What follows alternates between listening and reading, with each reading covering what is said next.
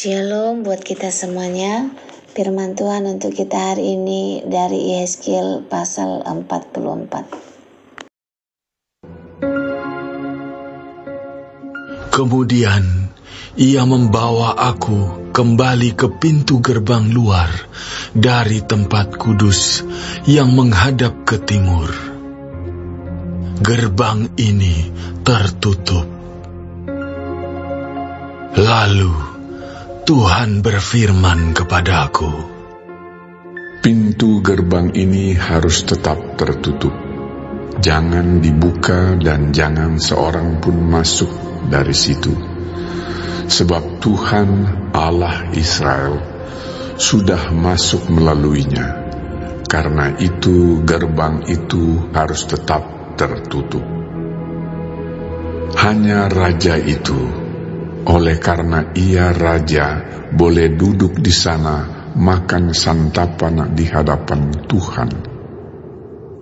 Raja itu akan masuk melalui balai gerbang dan akan keluar dari situ.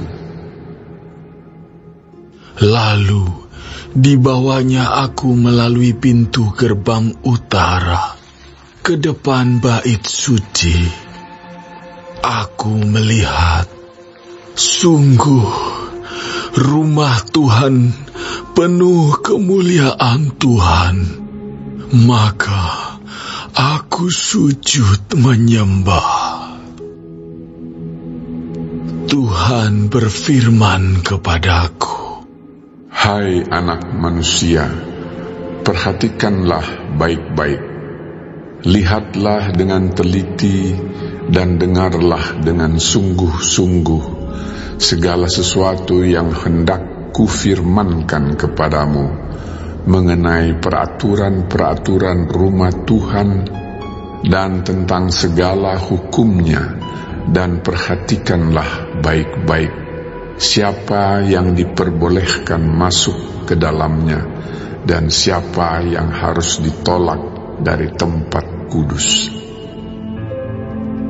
Katakanlah kepada kaum pemberontak, yaitu kaum Israel, beginilah firman Tuhan Allah, cukuplah perbuatan-perbuatanmu yang keji itu, hai kaum Israel, yang membiarkan orang-orang asing, yaitu orang-orang yang tidak bersunat hatinya maupun dagingnya, masuk dalam tempat kudusku, dan dengan kehadirannya mereka menajiskannya waktu kamu mempersembahkan santapanku, yaitu lemak dan darah.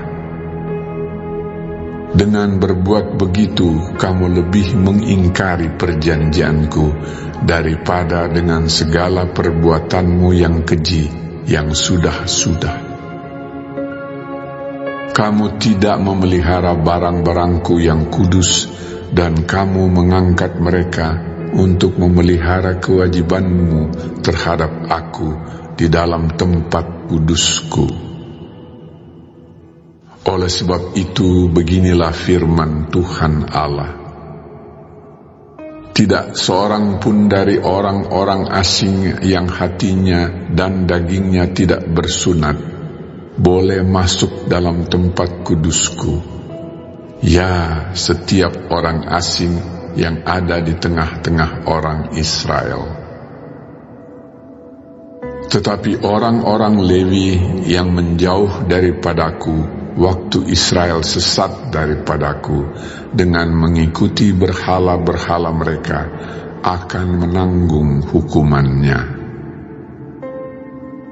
Di dalam tempat kudusku, merekalah yang mendapat tugas penjagaan di pintu-pintu gerbang bait suci dan tugas pelayanan di dalam bait suci.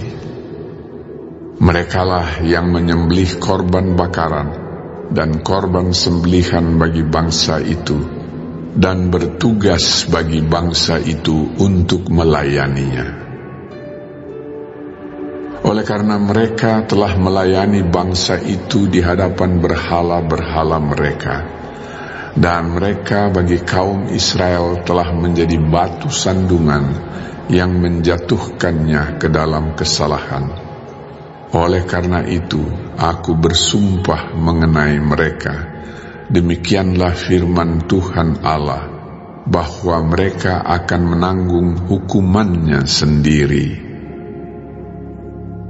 Mereka tidak akan mendekati aku untuk melaksanakan tugas imam di hadapanku, ataupun mendekati segala barangku yang kudus atau persembahan-persembahan maha kudus. Mereka akan menanggung nodanya yang timbul karena perbuatan-perbuatan mereka yang keji.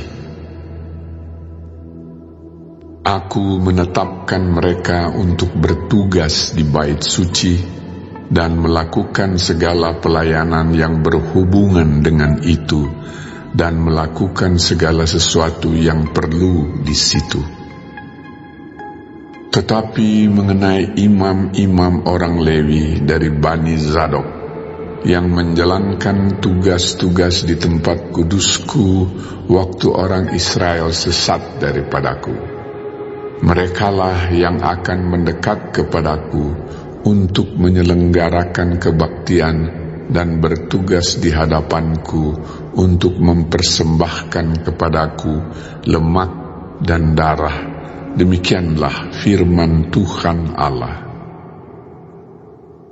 Merekalah yang akan masuk ke dalam tempat kudusku dan yang akan mendekati mejaku untuk menyelenggarakan kebaktian, dan mereka akan menjalankan tugasnya terhadap aku.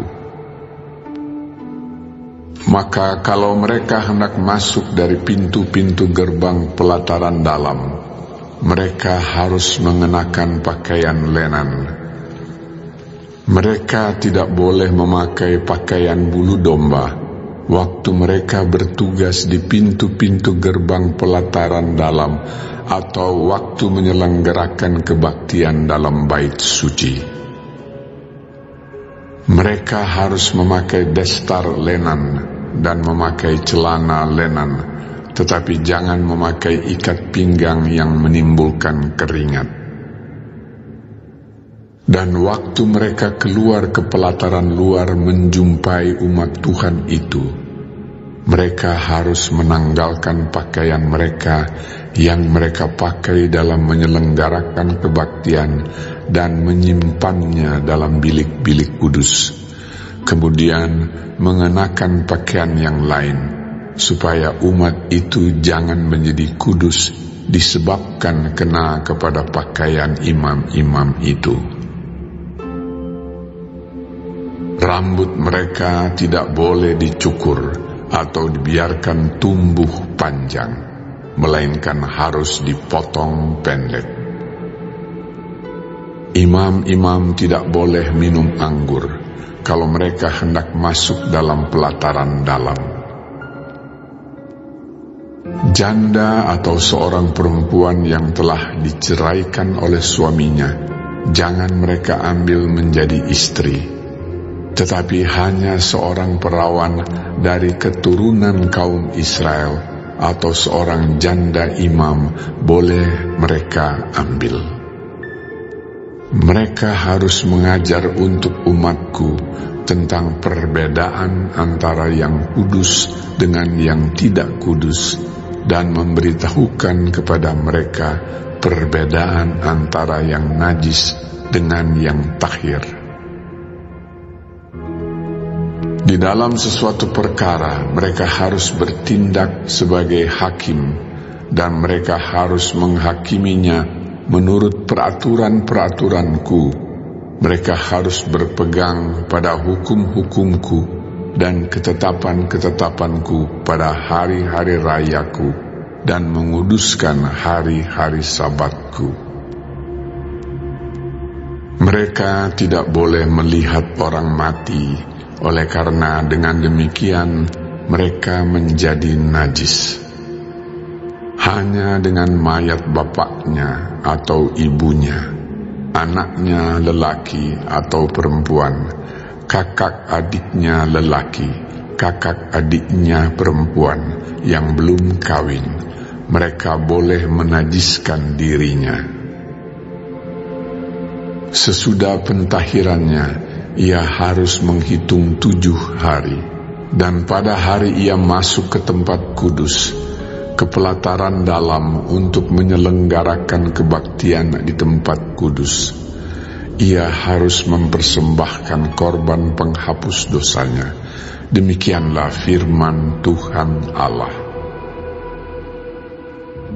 Mereka tidak mendapat bagian milik pusaka, sebab akulah milik pusakanya. Dan janganlah berikan kepada mereka tanah milik di Israel, sebab akulah milik mereka. Persembahan korban penghapus dosa dan korban penebus salah, merekalah yang harus memakannya, dan segala yang dikhususkan di tanah Israel adalah bagian mereka. Dan yang terbaik dari buah sulung apapun, dan segala persembahan khusus dari apapun, dari segala persembahan khususmu adalah bagian imam-imam, juga yang terbaik dari tepung jelaimu, harus kamu berikan kepada imam, supaya rumah-rumahmu mendapat berkat. Segala burung dan binatang yang sudah mati, atau yang menjadi sisa mangsa binatang buas, janganlah dimakan oleh imam-imam. Penjelasan dan renungan Yeskil 44 ayat 1 sampai 31. Yeskil 41 ayat 1 sampai 31 menggambarkan visi Nabi Yeskil tentang bait suci yang dipulihkan. Firman Tuhan ini menjabarkan secara detail peraturan-peraturan dan hukum-hukum yang mengatur akses dan pelayanan di bait suci, menekankan kesucian dan pemisahan antara yang kudus dan yang najis. Nubuatan ini memberikan wawasan tentang standar moral dan spiritual yang Allah harapkan dari umatnya dan pelayanan yang benar di hadapannya. Gerbang timur yang tertutup. Ayat 1-3 menggambarkan gerbang timur bait suci yang tertutup, melambangkan akses terbatas ke hadirat Allah. Hanya raja yang diizinkan masuk untuk makan santapan di hadapan Tuhan. Ini menunjukkan bahwa akses ke Allah bukanlah hak istimewa, melainkan suatu kehormatan yang diberikan berdasarkan posisi dan tanggung jawab. Siapa yang boleh masuk dan siapa yang ditolak. Ayat 4-14 menjelaskan siapa yang diperbolehkan masuk ke tempat kudus dan siapa yang tidak. Orang asing yang tidak bersunat hati dan dagingnya dilarang masuk. Ini melambangkan penolakan terhadap mereka yang tidak taat kepada Allah dan hukum-hukumnya. Orang Lewi yang telah berbuat dosa juga disingkirkan dari pelayanan imam. Hanya imam-imam Lewi dari Bani Zadok yang setia selama masa pembuangan yang diizinkan untuk melayani di bait suci. Aturan dan peraturan bagi imam.